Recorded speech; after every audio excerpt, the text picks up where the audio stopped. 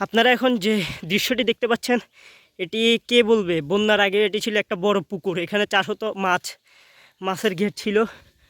কিন্তু দুঃখের বিষয় হলেও সত্য, বন্যা যাওয়ার পরে এখানে যে পলিমাটি বা বালু যেগুলোই বলেন, সেগুলো কিন্তু জমে একবারে উঁচু মাঠের মতো হয়ে গেছে।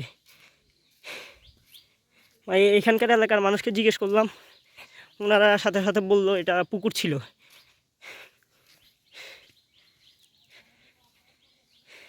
এটা অনেক গভীর পুকুর ছিল, কিন্তু এখন আর কিছুই করার নেই। এখানে এই যে বালুর স্তূপ জমে গেছে, ওই যে ওইদিকে দেখতে পাচ্ছেন, আশেপাশে এগুলো সবই পুকুর ছিল। এই ক্ষতি তারা কিভাবে কাটিয়ে উঠবে তারা বুঝতে পারতেছে না। আচ্ছা, মানুষ বলতেছে এই যে এটা ছিল পুকুর, কিন্তু এটার মাঝখান দিয়ে হয়ে গেছে, এখন মাঝখান দিয়ে হাঁটা যাচ্ছে। এখন কিছু করার নাই আসলে। বন্যা এতটাই ক্ষতি করেছে এই ফেনী জেলায়, যা আসলে কষ্টকর মানুষের জন্য। বালি পুরা বালি চলে আসছে সামনে সামনে সামনে। আমার মোবাইলে ছবি উঠতেছে না।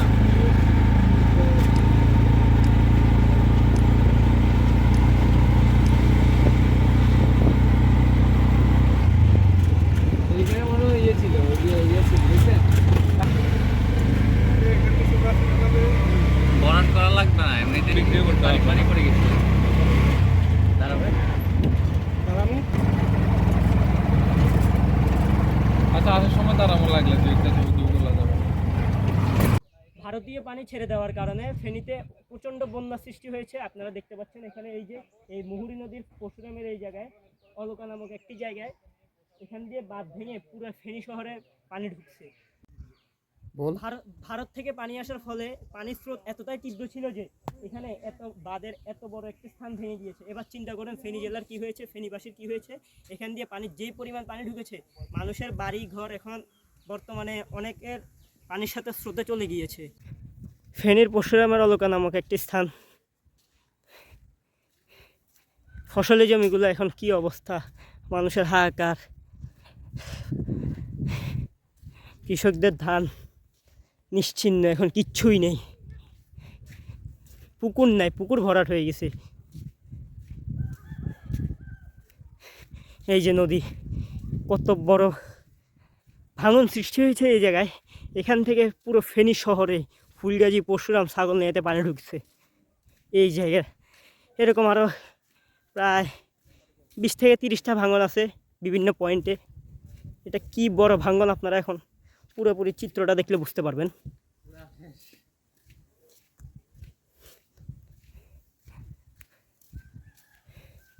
এই যে এখান দিয়ে পানি ঢুকছে।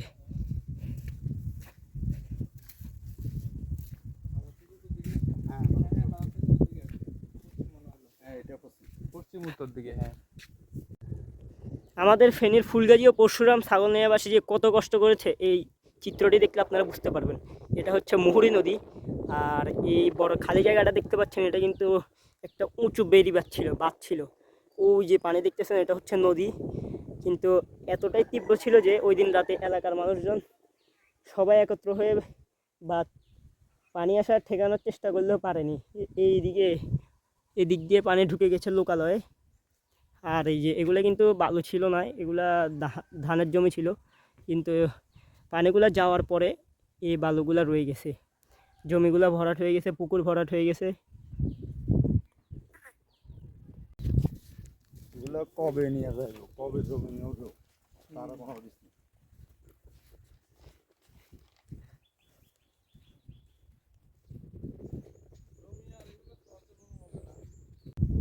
কিছু ক্ষয়ক্ষতির চিত্র দেখাবো আপনারা। এখন এই যে ধুধু মরুভূমি দেখতে পাচ্ছেন, এটা কিন্তু মরুভূমি ছিল না, এটা ছিল ধানের জমি, বিভিন্ন ফসলের জমি। এটা অনেক মেন রাস্তা থেকে অনেক নিচু ছিল, ওই যে গাড়িটা দেখতে পাচ্ছেন এর থেকে অনেক নিচু ছিল। এখানে প্রায় 7 ফুট পানি ছিল। এদিকে প্রত্যেকটা গ্রামেরই অবস্থা এরকমই, প্রত্যেকটা ধানের জমি নষ্ট হয়ে গেছে। এই বালুগুলো খুললে কিন্তু আপনারা ধানের, তারপর বিভিন্ন রকম ফসল পাবেন, মাছের ঘের পাবেন। ভূমির মতো এগুলো প্রত্যেকটা নিচু জমি ছিল। বন্যার স্রোতের সময় এই যে বালুগুলো এসে জমা হয়েছে এখানে, আর যায় না এগুলা। দেখে কিন্তু মরুভূমি মনে হচ্ছে, কিন্তু আসলে এটা মরুভূমি না।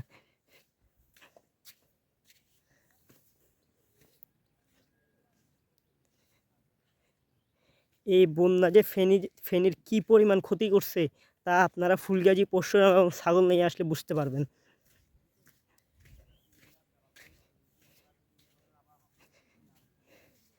ফেনীর মানুষের অন্যতম আয়ের উৎস হচ্ছে কৃষিকাজ, কিন্তু এই বন্যা কৃষিকাজের যে কি পরিমাণ ক্ষতি করছে আপনারা এখানে আসা ছাড়া বুঝবেন না।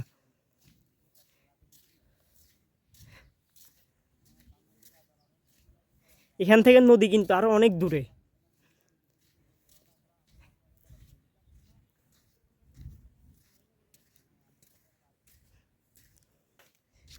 আর অনেকের বাড়ি আপনার বন্যার পানির স্রোতে নদীতে ভাসিয়ে নিয়ে গেছে।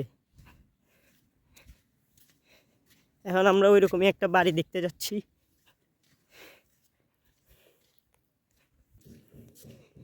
এই সব ক্ষতি ফেনীবাসী মানুষের জীবনযাত্রা একেবারে থামিয়ে দিয়েছে। ফসলি জমিগুলো এখন বালুর নিচে, বালুস্তূপের নিচে। বন্যার পানি চলে গিয়েছে ঠিকই, কিন্তু ক্ষতিই রেখে গেছে।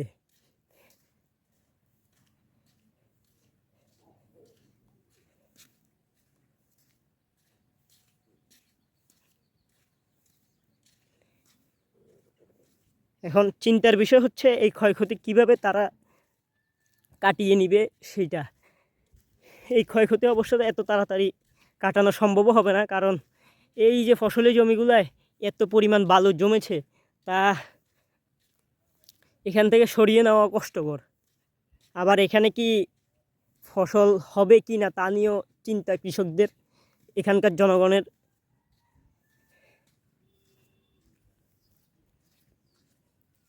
চারিদিকে শুধু ধুধু মরুভূমি।